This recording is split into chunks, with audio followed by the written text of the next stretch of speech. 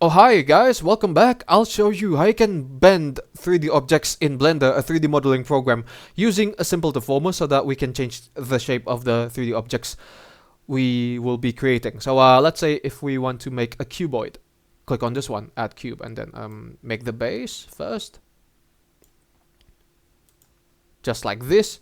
And then we're going to add some segments. To do this, go to edit mode, and then you simply click on the loop cut.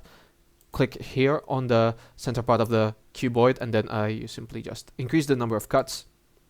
Same goes here. Increase the number of cuts.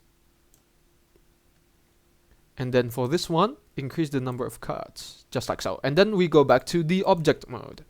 Let's bend it. So click on the modifier icon, click on add modifier, deform, and then simple deform.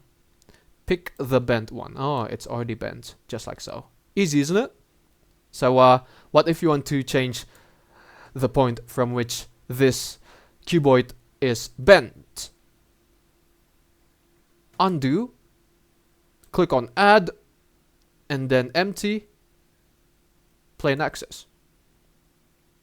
Then go back to cube, set the origin to empty, just like so, and then if we bend it again,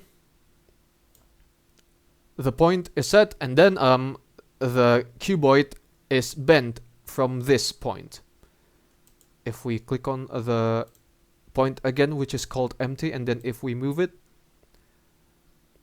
the point of bending is changing, just like this. You can bend the cuboid the way you want it. That's how you can bend 3D objects in Blender, a 3D modeling program. Thank you for watching, guys. It's easy, isn't it? Especially if you want to create a wire, then opt for a cylinder and then use the same technique to bend it so that you can create wires. Thanks for watching, guys. Do drop a like if you enjoyed the video. Don't forget to subscribe. But for me, it's good day. Ciao.